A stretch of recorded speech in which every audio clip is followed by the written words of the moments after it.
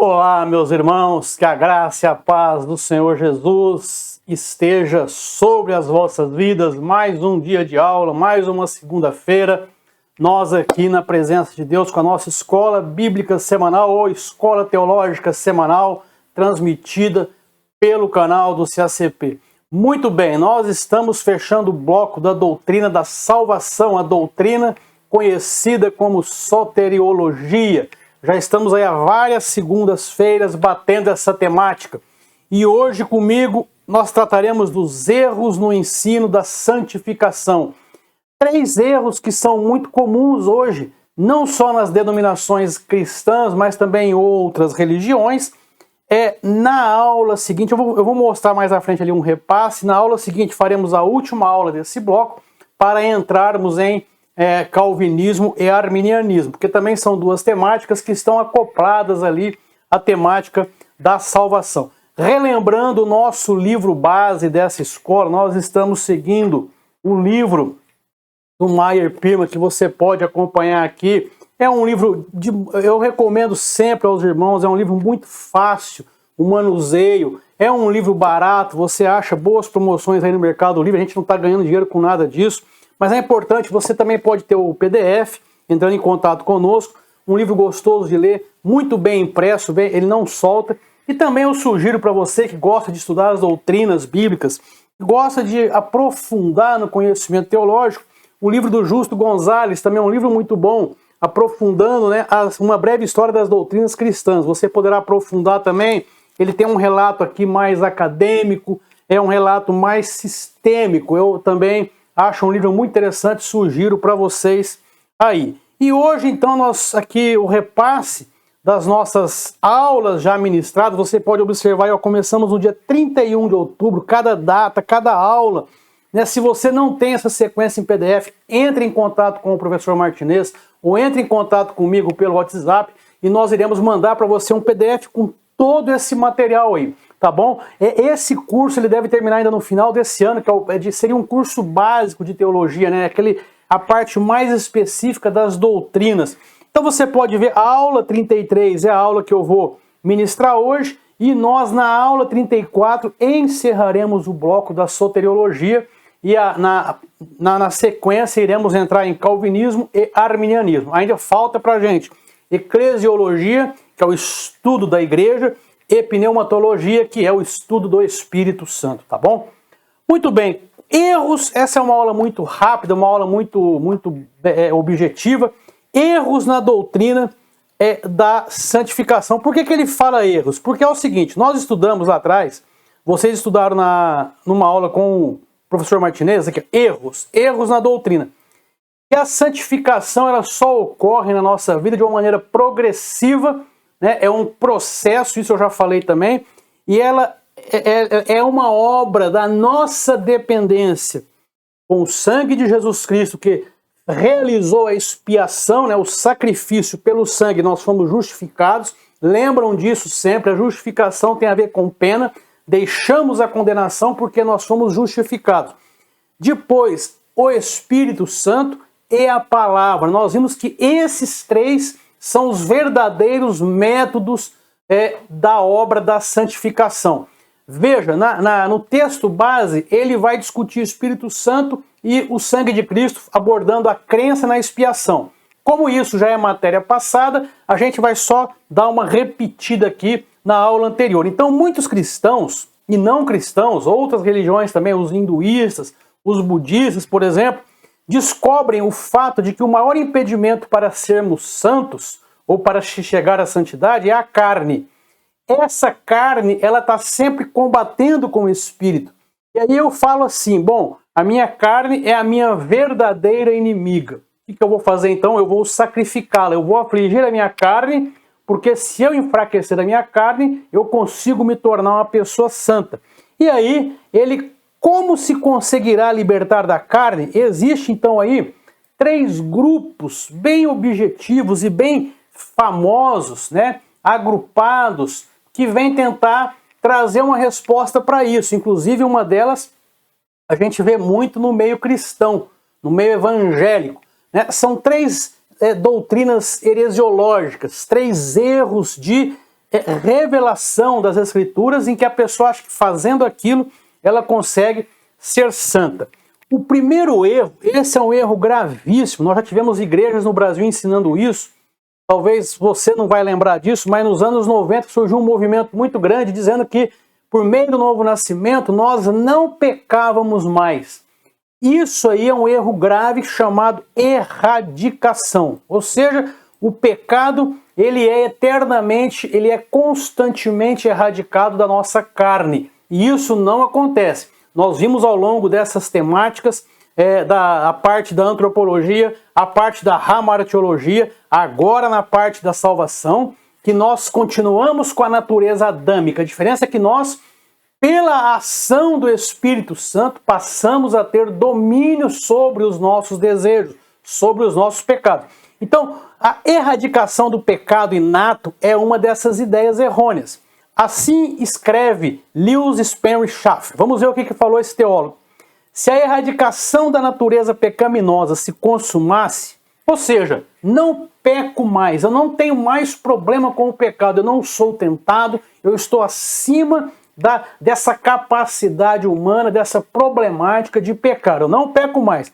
Então, se eu não pecasse mais, eu também não morreria mais. Por quê? Porque o texto de Romanos, aqui ele vai levar para Romanos 5:12, que fala da justificação, e nós temos Romanos 3, que fala que o salário do pecado é a morte. Então, se eu não tivesse mais pecando, eu não morreria. A gente sabe que isso não acontece. Pais que houvessem experimentado esta erradicação completa do pecado, necessariamente continuariam gerando filhos, ou eles gerariam os filhos sem natureza pecaminosa. Isso é impossível, porque o que Paulo fala em Romanos? Assim como o pecado entrou por um homem, assim como o pecado veio por meio da ação delituosa de Adão, assim a graça entrou por um homem. Então, se eu conseguisse erradicar o pecado da minha carne, eu ia gerar filhos sem pecado. Mas, mesmo que fosse uma realidade essa extirpação, ou seja, essa erradicação, ainda haveria o conflito com o mundo. A carne, a parte da natureza pecaminosa, a parte que vem de fora, e com o diabo, que são os nossos três inimigos, mundo, carne e diabo. Pois erradicar-se desses males é obviamente uma ideia antibíblica e não está incluída nem na teoria a respeito da salvação. Então não existe isso. Se você ouvir de alguma doutrina ou leu algum teólogo dizendo que uma vez que nós nascemos de novo, nós não pecamos mais, pode sair fora disso aí. Isso não tem fundamentação bíblica. Além disso, a erradicação ela é contrária à experiência. Na verdade, eu conheço inclusive um desses que ensinavam isso do Paraná, que depois se separou, perdeu família. Então assim, se eu não peco mais e ensino isso, não tem lógica, por exemplo, que eu caí no adultério. Eu não peco mais, não é verdade? Então veja, nós não podemos partir para os extremos. Quem parte para extremos são seitas. Nós temos que balizar a nossa conduta e a nossa fé e a nossa teologia pelas Sagradas Escrituras. Primeiro erro, então, a respeito da santificação, a erradicação. Não, agora eu sou santo, não peco mais. Segundo erro, legalismo, vem de lei. Vem de lei. O que significa isso? Quer dizer que se eu observar regras, observar normas, regulamentos, eu me santifico. Paulo ensinou que a lei não pode santificar. Romanos capítulo 6 e também Romanos 8 ele fala isso. Paulo fala em Romanos 8 que nós só conseguiríamos aplicar aquelas normas da lei mosaica pela ação do Espírito Santo em nós. Lembra lá que ele fala pela ação de Cristo na carne, ou seja, ele morreu em carne, ele mortificou a carne, ele mortificou a lei. Por quê? Porque é impossível você cumprir as regras da lei com a natureza carnal. Nós não resistimos isso, nós não conseguimos chegar a uma atitude de um bom caráter apenas pela nossa própria vontade. Assim também a carne não pode, ou a lei não pode justificar. Romanos 3 ele fala repetidamente, várias vezes, a respeito do significado da lei. A lei veio para mostrar o que era pecado. A lei veio para apontar-nos a condenação. E por meio da lei, ninguém se justifica. Também Paulo desenvolve isso quando escreve aos Gálatas. Nós vamos inclusive citar o versículo de Gálatas 2:20. Diz que eu estou morto, eu estou crucificado. A vida que eu vivo pela fé. Eu vivo não porque eu quero cumprir normas, regulamentos, mas porque eu creio no Senhor Jesus e eu vou me disciplinar para seguir nessa vida pela fé. Paulo não está de maneira nenhuma depreciando a lei. Não, ele apenas diz que a gente não consegue cumprir a lei pela nossa natureza carnal. Ele está defendendo aqui, está defendendo contra conceitos errôneos quanto ao seu propósito. Se um homem for salvo do pecado, terá que ser por um poder fora de si, que é o poder do Espírito Santo que nos regenera. O professor Martinez esgotou essa temática na outra aula. O sangue de Cristo pela expiação, você tem que crer nisso, tem que exercer a sua fé. O sangue de Cristo pela expiação, a palavra de Deus. Então é o cristão que tem que ler a Bíblia todos os dias, sim, senhores. Tem que fazer a sua oração matinal, o seu a sós com Deus todos os dias, porque assim você se aproxima mais das ações do Espírito e se distancia das ações da carne. E em terceiro lugar, a ação do Espírito Santo nos regenerando, nos transformando diariamente. Então, o que isso reflete em várias denominações? As pessoas acham que porque elas usam um cabelo mais comprido ou mais curto, elas vão ser santas. Elas acham que porque elas não usam um determinado tipo de roupa, ela vai ser mais santa. A pessoa acha que se ela cumprir a agenda dos obreiros que a igreja estabeleceu, ela vai se santificar mais. Então, legalismo, ela acha que fazendo normas, ela vai se tornar santa. E não é isso que a palavra de Deus nos ensina. Ninguém consegue se tornar santo pelo seu próprio ato. Ele consegue se tornar santo por uma ação de fora, um poder à parte de si mesmo, que é o poder do Espírito Santo. Por meio de quê? Por meio da nossa fé na expiação pelo sangue de Cristo e por meio da nossa comunhão com a palavra. E o terceiro erro, esse acontece em diversas outras religiões, também acontece no Evangelho. Nós vamos ver que tem movimentos, como por exemplo o movimento do G12, em que tem essa autoflagelação nos encontros, tem a autoflagelação em determinado tipo de movimentos.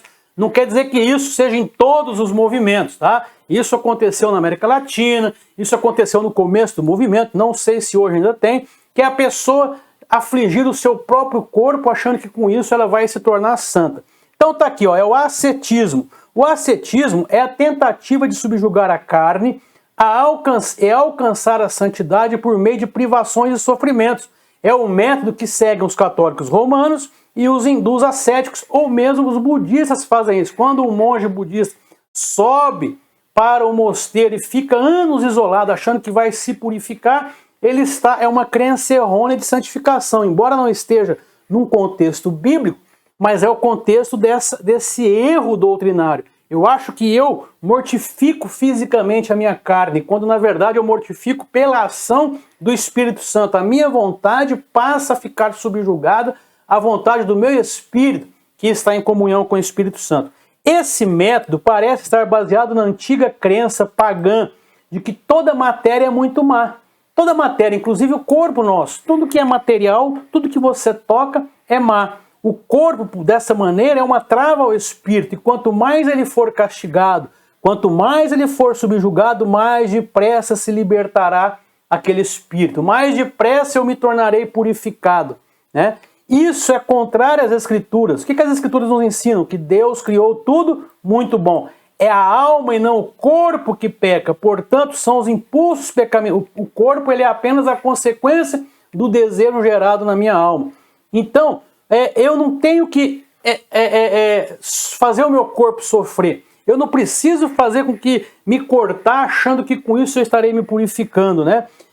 A carne, veja bem, a carne material, o corpo nosso, ele vai agir naquilo que a minha alma deseja, a concupiscência, né? A tentação ela bate na mente e a mente faz refletir aonde? No meu corpo. Então o ascetismo é uma tentativa de matar o eu, matar a minha vontade, a minha carne pelo meu próprio sofrimento. Essa obra de vencer o eu é uma obra do Espírito Santo.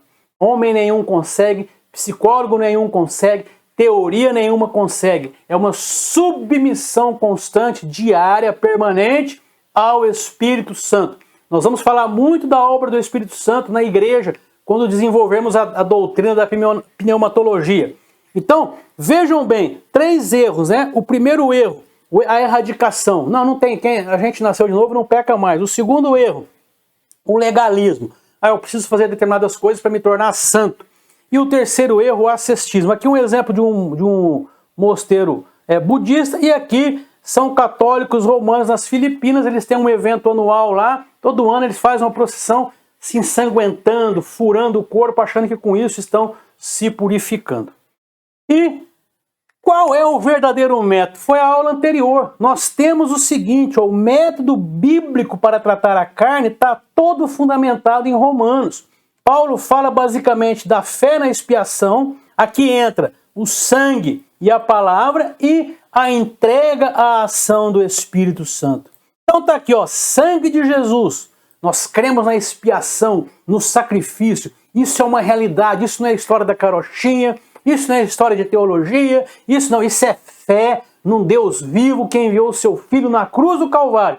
Nós cremos nisso e o professor Martinez trouxe uma aula da expiação total, expiação universal. E ele vai aprofundar isso quando falar de calvinismo. A expiação não foi para um grupo especial de algumas pessoas que foram escolhidas.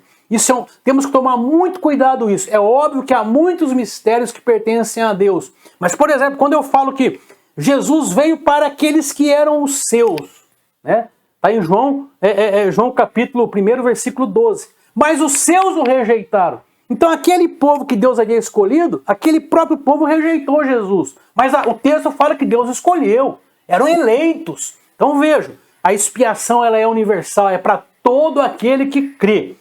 Depois, a palavra de Cristo. Sem a palavra, nós não nos purificamos. Isso foi uma aula minha. A palavra que nos lava. É a palavra que trabalha essa questão da guerra da carne contra o espírito.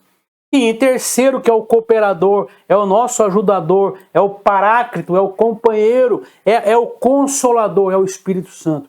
Sem a submissão à ação do Espírito Santo, meus queridos, nós não alcançamos santificação. É um processo diário, é um processo muitas vezes dolorido, mas nós vamos alcançar a estatura do varão aperfeiçoado, que é Jesus Cristo, conforme Paulo escreve em Efésios, na carta aos Efésios, no capítulo 4, até que todos nós cheguemos à estatura do varão aperfeiçoado, do varão completo, que é Jesus Cristo. Muito bem, então esse é o verdadeiro método da santificação. A fé na expiação, a palavra de Cristo e o Espírito Santo como um auxiliador, né, para nós.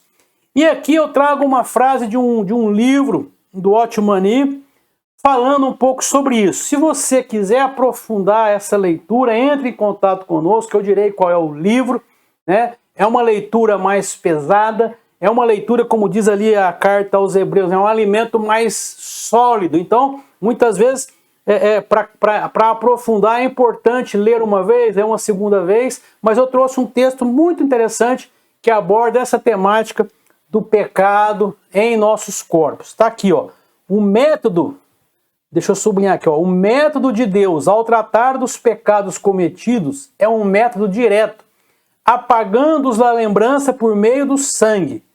Mas, então, o Senhor vem e nos justifica. Acabou. Ele, Deus, olhando para mim, ele apagou o pecado. Mas, no que diz respeito ao princípio do pecado, da natureza pecaminosa que há em mim, e a libertação do seu poder, Deus opera através de um método indireto. Olha que interessante isso. Deus não remove o pecado, e sim o pecador. Olha o que ele vai dizer aqui. Nós morremos. Deus trocou o pecador. O nosso velho homem foi crucificado com Cristo. E por causa disso, o corpo que antes era veículo, fora veículo do pecado, ficou desempregado. Romanos 6,6.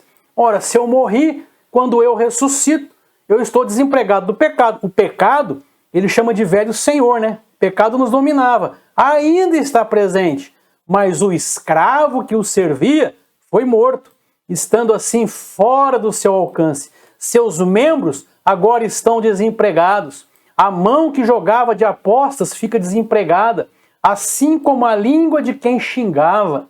E tais membros passam agora a ser úteis e, em vez disso, a Deus como instrumentos de justiça. Que coisa interessante, porque o Otmani vai aprofundar aquela discussão da viúva. Ele fala que a viúva, quando ela ficou viúva, ela ficou livre do seu senhor, do seu marido. Então aqui quando nós morremos, nós ficamos livres do velho senhor, que era o pecado. Olha que mensagem profunda de justificação. A libertação do pecado, ela é tão real que João pôde escrever assim, ó, confiante. Todo aquele que é nascido de Deus não vive na prática do pecado. Olha bem o que ele fala. Ele não está falando da erradicação. Ele está falando do domínio próprio. Não pode viver pecando. Primeira epístola de João 3,9. Expressão essa que erradamente compreendida poderia nos confundir. João não quis dizer que o pecado nunca mais entra em nossa história e que não cometeremos mais pecados. Erradicação, não é isso que João está dizendo, não é isso que o otimanista está dizendo. Diz que o pecar não está na natureza daquele que é nascido de Deus. A vida de Cristo foi plantada em nós pelo novo nascimento. E a sua natureza não é caracterizada para cometer pecados. Então, se eu nasci de novo, a minha natureza, o meu novo homem, o velho homem não morreu, o homem que era escravo do pecado não morreu, então o novo homem agora ele tem uma tendência de se aproximar de Deus e não de buscar o pecado. Por isso que o salmista fala, o meu prazer está na sua lei e não no pecado.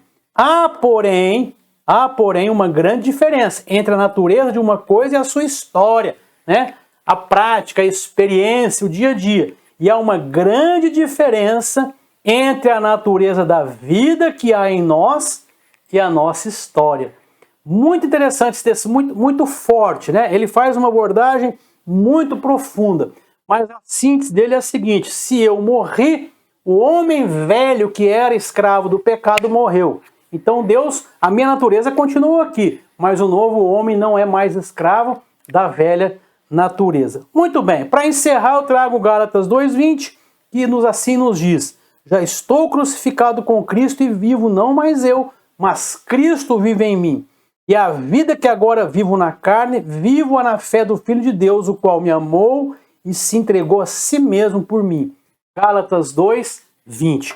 Aí as pessoas podem dizer, mas irmãos, nós ensinamos uma teologia bíblica, nós não fugimos das dificuldades. O texto ele fala de uma transformação que tem que haver. A tua igreja, as pessoas precisam ter uma experiência transformadora. Na minha igreja, as pessoas precisam ter uma experiência transformadora. Em qualquer igreja que se diz cristã, as pessoas precisam mergulhar numa experiência transformadora do novo nascimento. Nós não podemos achar que ferramentas materiais, que ferramentas naturais irão resolver os problemas que são espirituais. Jamais. O que vai resolver os problemas espirituais de nossas vidas, as nossas angústias, os nossos medos, os nossos vazios, é a ação divina. São as ferramentas espirituais. Tá bom? Então aqui a gente encerra a nossa 33ª aula. Na próxima segunda estaremos novamente juntos, abordando a última aula de soteriologia dentro da temática santificação. Tá bom? Aí estão os contatos que você pode pedir o PDF do material, PDF das aulas. Entre em contato conosco, divulgue a nossa escola, esteja junto conosco. Deus abençoe a todos vocês, uma ótima semana.